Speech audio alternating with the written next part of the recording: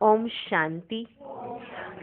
6 नवंबर 2014 साकार महावाक्य। बाबा कहते, मीठे बच्चे अपनी जांच करो कि कितना समय बाप की स्मृति रहती है, क्योंकि स्मृति में है ही फायदा, विस्मृति में है घाटा। आज का प्रश्न, इस पाप आत्माओं की दुनिया में कौन सी बात बिल्कुल असंभव है और क्यों? उत्तर, यहाँ कोई कहे हम पुण्य आत्मा हैं, ये बिल्कुल असंभव है, क्योंकि दुनिया ही कलयुगी तमो प्रधान है। मनुष्य जिसको पुण्य का काम समझते हैं वह भी पाप हो जाता है, क्योंकि हर कर्म विकारों के वश हो करते हैं। ओम शांति। ये तो बच्चे समझते होंगे, हम अभी ब्रह्मा के बच्चे, ब्रह्मा कुमार कुमारियां हैं, फिर बाद में होते हैं देवी देवता। ये तो तुम ही समझते होंगे, दूसरा कोई नहीं समझते। ये तो तुम ही समझते हो, दूसरा कोई नहीं समझते। तुम जानते हो हम ब्रह्मा कुमार कुमारियां बेहद की पढ़ाई पढ़ रहे हैं, 84 जन्मों की पढ़ाई भी पढ़ते, सृष्टि चक्र की पढ़ाई भी पढ़ते। फिर तुमको ये शिक्षा मिलती है कि पवित्र बनना है। यहाँ बैठे तुम बच्चे बाप को याद तो जरूर करते हो पावन बनने के लिए। अपने दिल से पूछो, अपने दिल से पूछो, सच सच हम बाप की याद में बैठे थे? सच सच अपने दिल से पूछना, हम बाप की याद में बैठे थे या माया रावण बुद्धि को और तरफ ले गई?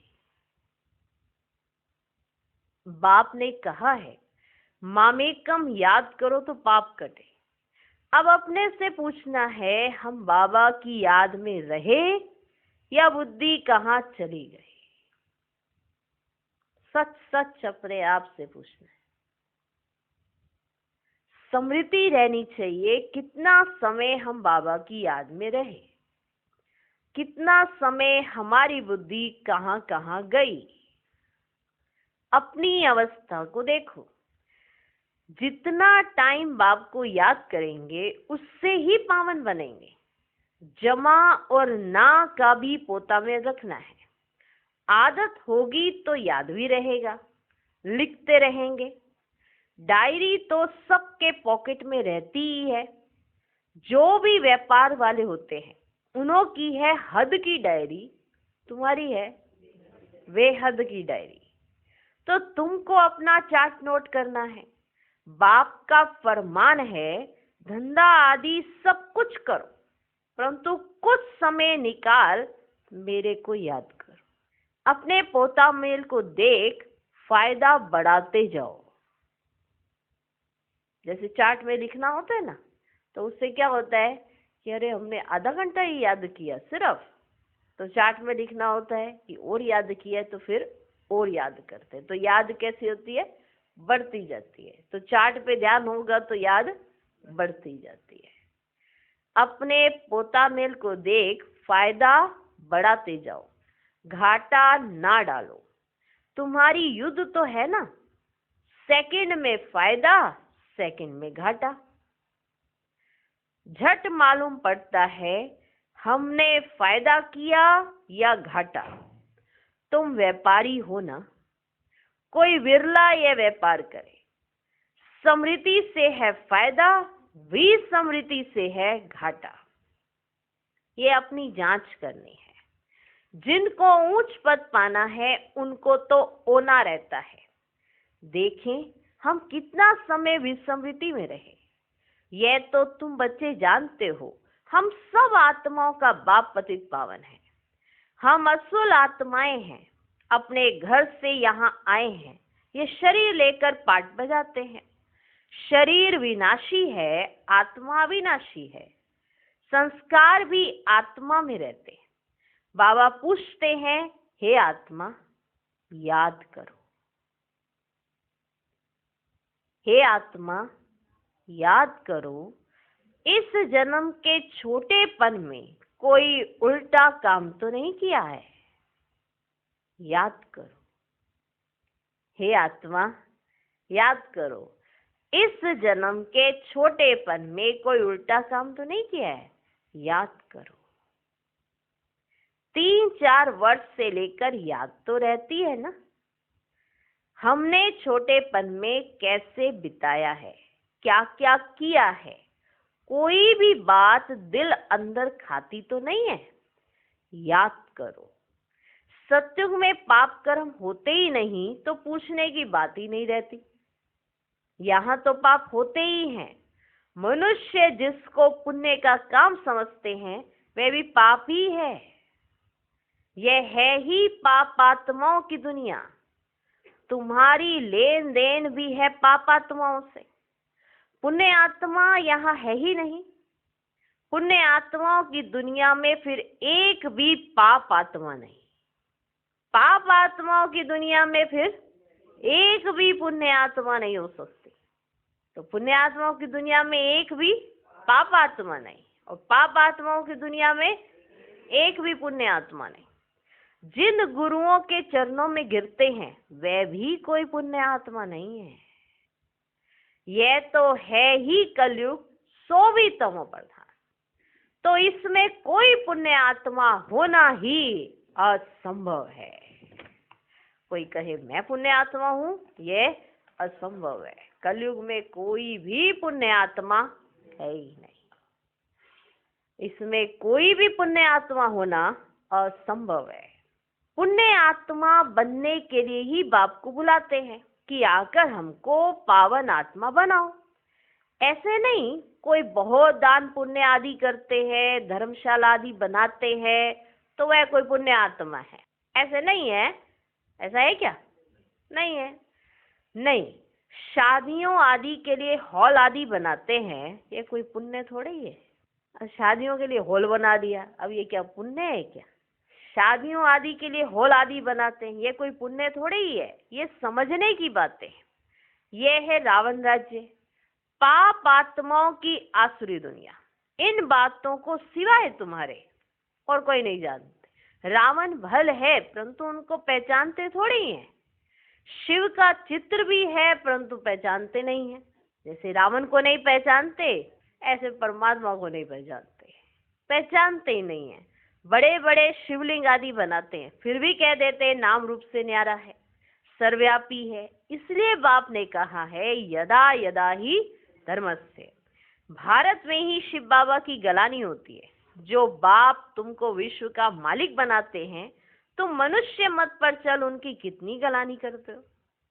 मनुष्य मत और ईश्वरीय मत का किताब भी है ना, यह तो तुम ही समझते हो और जानते हो। हम श्रीमत पर देवता बनते हैं, रावण मत पर फिर आसुरी मनुष्य बन जाते हैं। मनुष्य मत को आसुरी मत कहा जाएगा। आसुरी कर्तव्य ही करते रहते हैं। मूल बात ईश्वर को सर्वव्यापी कह देते। कच्छ अवतार, मत्स्य अवतार, तो कितने आसुरी छीछी बन गए हैं। तुम्हारी आत्मा कच्छ मत्स्य अवतार नहीं लेती, मनुष्य तन में ही आती है। अभी तुम समझते हो हम कोई कच्छ मत्स्य थोड़े ही बनते हैं, हम कोई कच्छ मत्स्य थोड़े ही बनते हैं, 84 लाख योनि थोड़े ही लेते हैं। अभी तुमको बाप की श्रीमत मिलती है बच्चे, तुम 84 जन्म लेते हो। 84 और 84 लाख का क्या परसेंटेज कहेंगे? झूठ तो पूरा झूठ, सच की रत्ती नहीं। झूठ तो पूरा झूठ, सच की रत्ती नहीं। इनका भी अर्थ समझना चाहिए। भारत का हाल देखो क्या है। भारत सचखंड था जिसको हैवी नहीं कहा जाता था। आधा कल्प है राम राज्य, आधा कल्प है रावण राज्य। रावण राज्य को आसुरी संप्रदाय कहेंगे, कितना कड़ा अक्षर है। आधा कल्प देवताओं का राज्य चलता है। बाप ने समझाया है Lakshmi Narayan the first, the second, the third कहा जाता है। जैसे एडवर्ड फर्स्ट सेकंड होता है ना, पहली पीढ़ी फिर दूसरी पीढ़ी ऐसे चलती है। तुम्हारा भी पहले होता है सूर्यवंशी राज्य, फिर चंद्रवंशी राज्य। बाप ने आकर ड्रामा का राज भी अच्छी रीति समझाया है। तुम्हारे शास्त्रों में भी ये बातें नहीं थी। कोई कोई शास्त्रों में थोड़ी लकीरें लगाई हुई हैं, परंतु उस समय जिन्होंने पुस्तक बनाए हैं उन्होंने कुछ समझा नहीं है। बाबा भी जब बनारस गए थे उस समय ये दुनिया अच्छी नहीं लगती थी, अच्छी नहीं लगती थी। वहां सारी दीवारों पर लकीर बैट लगाते थे, क्योंकि कुछ क्लियर नहीं होता था ना, सब कुछ दिख रहा है पर कुछ क्लियर नहीं होता, क्योंकि बाबा एकदम जैसे आए तो ऐसा नहीं इतना सारा ज्ञान एकदम से दे दिया, तो समाएंगे कैसे। सागर है लेकिन वो भी तो एक बूंद बूंद आता है ना, तभी से समाया जा सकता है। अगर सारा सागर एक ही बार आ जाएगा तो बाढ़ आ जाएगी ना। तो बाबा को भी ऐसे कुछ कुछ ऐसे दिखाई देते थे, चित्र दिखाई देते थे या कुछ ऐसे बाबा कह जाते थे। तो बाबा बनारस में गए और वैराग्य आ गया, इस दुनिया से बड़ा जबरदस्त वैराग्य आ गया। सोचा अभी बस खत्म होने वाली है और मैं चला अभी प्रिंस बनने। ये थोड़ा पता था, बाबा बड़े रमणीकता से कहते हैं, ये थोड़ा पता था कि मेरे साथ औरों ने भी बनना है। मैंने तो सोचा मैंने ही बनना है तो मैं तैयार हूँ, ओ भगवान मैं तैयार हूँ, चलो चले। पता पड़ा कि नैया तो और बड़ी है, अभी इसमें और भी बैठने हैं जो जिन्होंने मेरे साथ उतरना है फिर चला पता कि अभी तो औरों ने भी बनना है।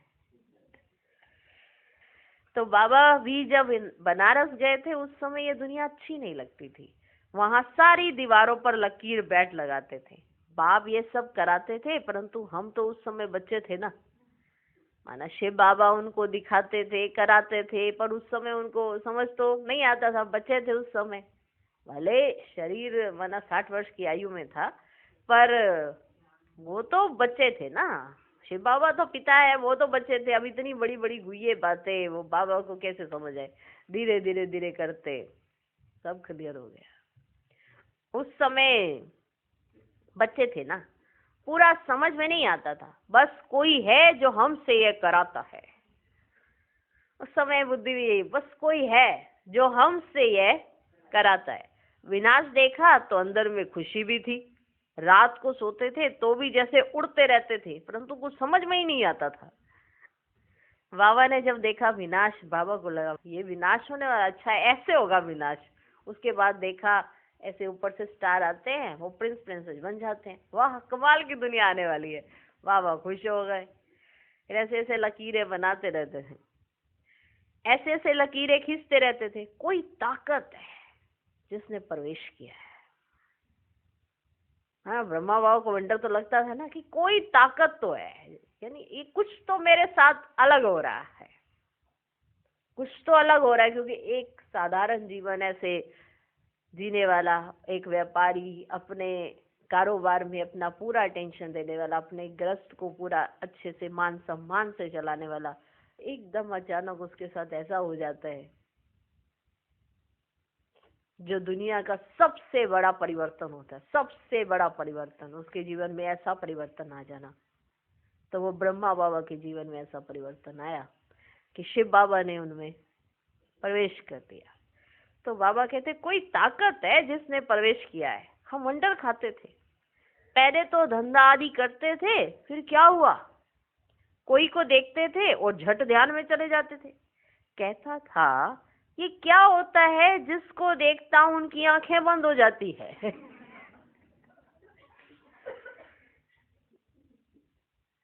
जैसे ही वो मिलने आते हैं, माना ब्रह्मा बाबा की नहीं, ब्रह्मा बाबा तो बैठे हैं, अब आने वाला जो आए वो आए और देखे उसकी आंखें बंद हो गई। पूछते थे क्या देखा, बाबा को होता था, क्योंकि बाबा को थोड़ा कुछ दिख रहा है कि इनको क्या दिख रहा है, बाबा को नहीं दिख रहा कि इनको क्या दिख रहा है। तो बाबा पूछते थे क्या देखा, तो कहते थे बैकुंठ देखा, कृष्ण देखा। ये भी सब समझने की बातें हुई ना, इसलिए सब कुछ छोड़कर बनारस चले गए समझने के लिए, क्योंकि इतना सब कुछ हो रहा था। कोई इधर से आ रहा है, कोई इधर से आ रहा है, कोई इधर से आ रहा है, कह रहे ये दिख रहा है, ये दिख रहा है, श्री कृष्ण दिख रहा है, नारायण दिख रहा है, आप ऐसे रास करते हुए दिख रहे हो। कुछ समझ नहीं आ रहा था कि हो क्या रहा है हमारे साथ, क्योंकि बाबा को कुछ दिख नहीं रहा था। बाबा को ऐसा धुंधला धुंधला सब कुछ दिखाई दे रहा है और बाबा को कुछ समझ नहीं आ रहा था कि ये हो क्या रहा है हमारे साथ। तो फिर बाबा ने क्या किया, समझने के लिए बनारस चले गए। सारा दिन बैठा रहता था, पेंसिल और दीवार, और कोई धंधा ही नहीं। बेबी थे ना, जैसे छोटे बच्चे होते हैं दीवार पे लिखते रहते, उनको जैसे दीवार एक ब्लैक बोर्ड की तरह नजर आती। तो बाबा अपना सुना रहे, पेंसिल और दीवार, और कोई धंधा ही नहीं। बेबी थे ना, तो ऐसे ऐसे जब देखा तो समझा अब ये कुछ करना नहीं है, धंधा आदि छोड़ना पड़ेगा। समझ आ गया ना कि ये जो जो मेरे साथ हो रहा है ये कोई साधारण चीज तो नहीं हो रही है, मेरे साथ कुछ तो अलग हो रहा है, और जो ये अलग हो रहा है ये मुझे पहले समझना पड़ेगा, तभी तो कुछ होगा। अब शिव बाबा ने प्रवेश तो कर लिया। अब शिव बाबा बीच में से ऐसे बोलते थोड़ा नजर आएंगे, सुनाई पड़ रहा है, पर समझने के लिए भी तो टाइम चाहिए ना। तो ये तो समझ आ गया, अब धंधा आदि छोड़ना पड़ेगा। खुशी थी ये गद्दाई छोड़नी है। रावण राज्य है ना, रावण पर गधे का शीश दिखाते ना, तो ख्याल हुआ ये रजाई नहीं गदाई है। गदा घड़ी घड़ी मिट्टी में लथेड़ कर धोबी के कपड़े सब खराब कर देता है। बाप भी कहते हैं तुम क्या थे, अब तुम्हारी क्या अवस्था हो गई है। ये बाप ही बैठ समझाते हैं और ये दादा भी समझाते हैं, दोनों का चलता रहता है। ज्ञान में जो अच्छी रीति समझाते हैं वे तीखे कहेंगे, नंबरवार तो है ना। तुम बच्चे भी समझाते हो ये राजधानी स्थापन हो रही है, जरूर नंबरवार पद पाएंगे। आत्मा ही अपना पाठ कल्प कल्प बजाती है, सब एक समान ज्ञान नहीं उठाएंगे। ये स्थापना ही वंडरफुल है, दूसरे कोई स्थापना का ज्ञान थोड़ी देते हैं। समझो सिख धर्म की स्थापना हुई, समझो सिख धर्म की स्थापना हुई, शुद्ध आत्मा ने प्रवेश किया, शुद्ध आत्मा ने प्रवेश किया। कुछ समय के बाद सिख धर्म की स्थापना हुई। उन्हों का हेड कौन? गुरु नानक। उसने आकर जप साहेब बनाया, जप साहेब बनाया। पहले तो नई आत्माएं ही होंगी, क्योंकि पवित्र आत्मा होती है, पवित्र को महान आत्मा कहते हैं। सुप्रीम तो एक बाप को कहा जाता है, वे भी स्थापना धर्म स्थापना करते हैं तो महान कहेंगे, परंतु नंबरवार पीछे पीछे आते हैं। 500 वर्ष पहले एक आत्मा आई, आकर सिख धर्म स्थापन किया। उस समय ग्रंथ कहां से आएगा? जब वो आत्मा आई तो ग्रंथ नहीं था, जब आत्मा चली गई ग्रंथ बाद में बना। चली कहां गई? माना पुनर्जन्म, अगला स्टेप। जब आत्मा आई है तभी थोड़ा ग्रंथ बन जाएगा। आपके जीवन कहानी आपके जाने के बाद बनाई जाएगी, पहले बना दें हैं? कल इसने ये करना है, परसों इसने ये करना है, तो लोगों ने जन्म पत्रियां बना डाली। 500 वर्ष पहले एक आत्मा आई, आकर सिख धर्म स्थापन किया। उस समय ग्रंथ कहां से आएगा? जरूर सुखमणि जप साहेब आदि बाद में बनाए होंगे ना। क्या शिक्षा देते हैं? उमंग आता है तो बाप की बैठ महिमा करते हैं, बाकी ये पुस्तक आदि तो बाद में बनते हैं, जब बहुत हो। पढ़ने वाले भी तो चाहिए ना। अब एक ही आत्मा है और वो पुस्तक बनाने में लग गए, वो ग्रंथ बना लो, बाकी सब तो होते रहेंगे तैयार। 100 वर्ष उन्होंने पुस्तक बनाने में लगा दिया, पूरा ग्रंथ अब तैयार हो गया। अब आओ, अब कहाँ से आओ? धर्म की स्थापना तो हुई नहीं और वो चल दिए। धर्म की स्थापना करने के लिए जो वो आत्मा जहां से आई थी उसको वैसा प्रचार करना था, उसको बताना था कि मैं कौन हूं और मैं क्या संदेश लेके आई हूं। उस समय ग्रंथ नहीं बना, के बाद बना। तो ये थोड़ा कि बैठ के पहले पुस्तक बना ली, बाकी ये पुस्तक आदि तो बाद में बनते हैं जब बहुत हो। पढ़ने वाले भी चाहिए ना, सबके शास्त्र पीछे बने होंगे। जब भक्ति मार्ग शुरू हो तब शास्त्र पढ़े, ज्ञान चाहिए ना। पहले सत्व प्रधान होंगे, फिर सतो रजो तमो में आते हैं। जब बहुत वृद्धि हो तब महिमा हो और शास्त्र आदि बने, नहीं तो वृद्धि कौन करे? फॉलोअर्स बने ना। सिख धर्म की आत्माएं आवे जो आकर फॉलो करें, उसमें बहुत टाइम चाहिए। टाइम तो चाहिए ना, कि नहीं चाहिए? उसमें टाइम बहुत चाहिए। नई आत्मा जो आती है उनको दुख तो हो ही नहीं सकता। जो परम धाम से नई आत्मा आती है ना, उसको दुख तो हो ही नहीं सकता। लॉ ही नहीं कहता है ये बात, लॉ ही नहीं कहता। आत्मा सतो प्रधान से सतो रजो तमो में आवे तब दुख हो। लॉ भी है ना, यहाँ है मिक्सअप। रावण संप्रदाय भी है तो राम संप्रदाय भी है। अभी तो संपूर्ण बने नहीं है, संपूर्ण बनेंगे तो फिर शरीर छोड़ देंगे, संपूर्ण बनेंगे तो फिर शरीर छोड़ देंगे। कर्मातीत अवस्था वाले को कोई दुख हो ना सके। वे इस छीछी दुनिया में रह नहीं सकते, वे चले जाएंगे। बाकी जो रहेंगे वे कर्मातीत नहीं बने होंगे। सब तो एक साथ कर्मातीत हो नहीं सकते। भल विनाश होता है तो भी कुछ बचेंगे, परले नहीं होती। गाते भी है ना, राम गयो रावण गयो। रावण का बहुत परिवार था, हमारा परिवार तो थोड़ा है। वह कितने ढेर धर्म है, वास्तव में सबसे बड़ा हमारा परिवार होना चाहिए, क्योंकि देवी देवता धर्म सबसे पहला है। अभी तो सब मिक्सअप हुए हैं, तो क्रिश्चियंस बहुत बन गए। जहां मनुष्य सुख देखते हैं, पोजीशन देखते हैं, तो उस धर्म के बन जाते हैं। क्रिश्चियन धर्म में ऐसा है कि वहां पर कोई भी ऐसा नहीं होगा कि दुखी होगा। अगर उनके पास जॉब नहीं होगी ना तो जॉब दिलाएंगे। जॉब होनी चाहिए हर एक के पास, कोई भी बेरोजगार नहीं घूमता हुआ नजर आएगा। इसलिए उनके कई स्कूल्स हैं, कई ऐसे माना ऐसे बहुत आश्रम, यानी इस तरह से बहुत ऐसी जगहें बनी हुई हैं। हर जगह हॉस्पिटल्स हैं, सब कुछ मिशनरी है पूरी की पूरी, सब है। तो माना ऐसा नहीं होगा कि वहाँ सुख ना मिलता हो। जहाँ मनुष्य सुख देखते हैं, पोजीशन देखते हैं, तो उस धर्म के बन जाते हैं। जब जब पॉप आता है तो बहुत क्रिश्चियंस बनते हैं, फिर वृद्धि भी बहुत होती है। सतयुग में तो है ही एक बच्चा एक बच्ची, और कोई धर्म की ऐसे वृद्धि नहीं होती। अभी देखो सबसे क्रिश्चियंस टीके हैं, जो बहुत बच्चे पैदा करते हैं उनको इनाम मिलता है, क्योंकि उन्हों को तो मनुष्य चाहिए ना, जो मिलिट्री लश्कर काम में आएगा। इतने होंगे बच्चे तो मिलिट्री का लश्कर बनेगा ना, वो काम में आएगा। हैं तो सब क्रिश्चियन, रशिया अमेरिका सब क्रिश्चियन है। एक कहानी है, दो बंदर लड़े, माखन बिल्ला खा गया। ये भी ड्रामा बना हुआ है। आगे तो हिंदू मुसलमान इकट्ठे रहते थे, जब अलग हुए तब पाकिस्तान की नई राजाई खड़ी हो गई। ये भी ड्रामा बना हुआ है। दो लड़ेंगे तो बारूद लेंगे, धंधा होगा।